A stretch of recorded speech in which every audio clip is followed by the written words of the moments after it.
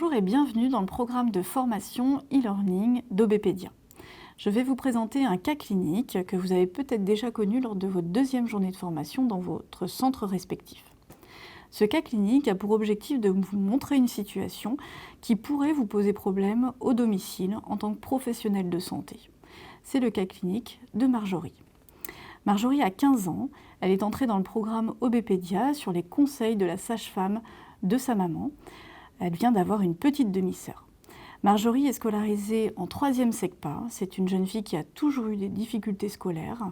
Elle a été diagnostiquée trouble de déficit de l'attention avec hyperactivité à l'âge de 6 ans.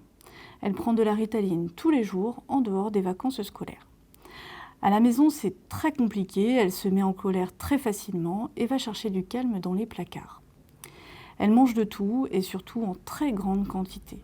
Parfois, la maman essaye de fermer les placards à clé, mais Marjorie se met en colère et devient violente. Les parents de Marjorie se sont séparés lorsqu'elle avait 8 ans. La maman a refait sa vie et aujourd'hui, elle a une petite demi-sœur qui est âgée de 2 mois. Marjorie pèse 113 kg, mesure 1,72 m, son IMC est à 38. L'objectif de la maman est que Marjorie perde absolument du poids. En effet, elle la trouve essoufflée au quotidien pour les gestes tels que monter les escaliers, mettre ses chaussures, s'habiller. Mais elle vous précise tout de même que les bourrelets, c'est pas très joli. Les deux problématiques identifiées chez Marjorie sont l'alimentation et la quantité de cette alimentation et la gestion des émotions. Vous trouverez le cas clinique complet de Marjorie sur le site de la SRAE. Je vous en prie, vous avancez. Marjorie nous attend. Bonjour Marjorie. Bonjour. Bonjour Marjorie. Bonjour. Je vais passer la main.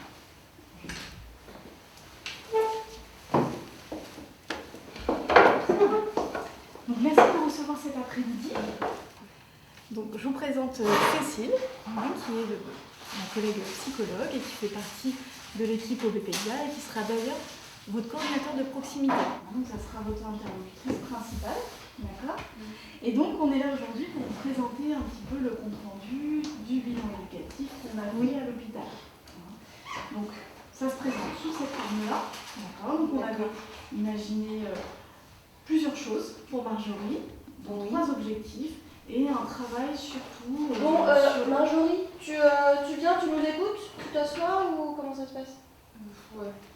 À domicile, vous serez amené à rencontrer des enfants qui présentent des troubles du comportement ou des retards mentaux plus ou moins sévères. La communication verbale peut être par conséquent assez difficile. Il faudra apprendre à connaître l'enfant, ne pas hésiter à demander son niveau scolaire, les différentes aides dont il bénéficie et le comportement habituel auprès de ses parents. N'hésitez pas à vous renseigner aussi sur ce qu'il aime ou ce qu'il n'aime pas et ce qui a tendance à l'énerver. Avec toutes ces clés, vous pourrez avoir un premier contact plus facile. N'hésitez pas à apporter des outils à domicile qui pourront mettre à l'aise l'enfant, l'ado ou sa famille. Cela peut être un imagier, un photolangage ou même une feuille blanche avec des feutres. Le faire parler de ce qu'il aime renforcera le lien avec vous. Marjorie, ce que je te propose, c'est que tu finis de manger, d'accord ? Nous, pendant ce temps-là, on discute avec maman, on lui explique tout ça.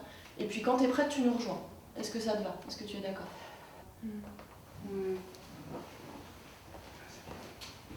On a compris de ce que vous nous avez dit que vous aviez vraiment envie qu'elle perde beaucoup de poids rapidement.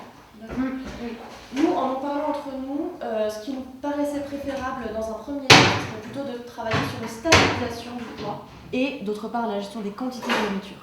Mais il nous paraît préférable de se mettre comme objectif la stabilisation du poids sans forcément chercher très rapidement à perdre beaucoup de poids. Parce qu'on sait que ça, dans la longueur, c'est plus facile, plus difficile à tenir en fait. D'accord ? Non, je ne veux pas ça. Ça, moi je l'avais bien expliqué lors de l'hospitalisation. Ce que je veux, c'est qu'elle perde du poids. Je ne veux plus entendre dire stabiliser. Ça fait des années que je me bats. Moi, je suis fatiguée, je n'en peux plus. Je veux que cette situation s'arrête, j'en peux plus. Je suis fatiguée. Il faut que ça cesse, il faut que vous m'accompagniez pour m'aider. Mais vous comprenez pas quoi. J'ai l'impression que vous comprenez rien du tout. D'accord, c'est pas la peine de crier comme ça, madame. Nous, Oui, on est mais là, pour vous aider, hein. Alors, oui, là, j'ai pas l'impression parce que je l'ai bien faut pas dit s'énerver quoi. comme ça, madame. Hein. Ça va pas améliorer les choses.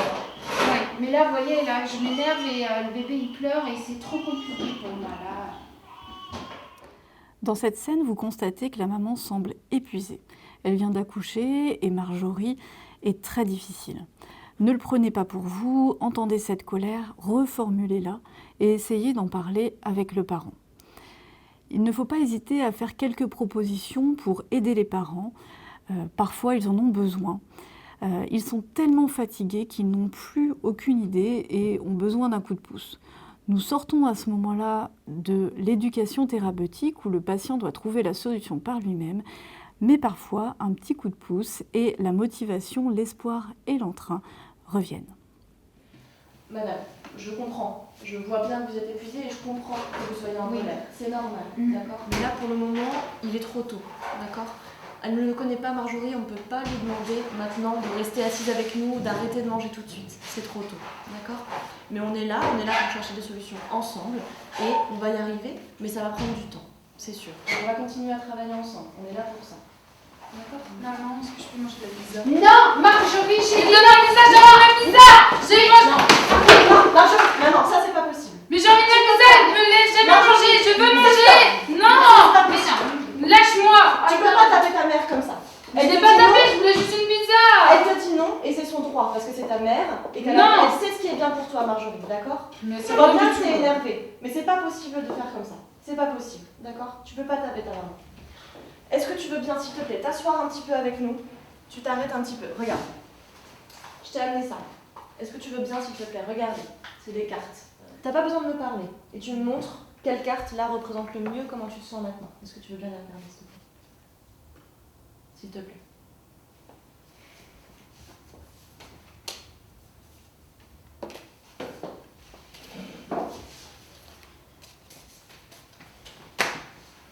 D'accord.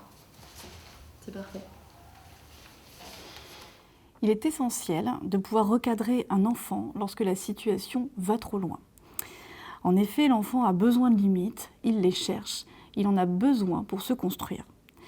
Il faudra essayer de reprendre ce qui s'est passé avec le parent et renforcer la maman ou un autre parent dans son rôle parental et éducatif.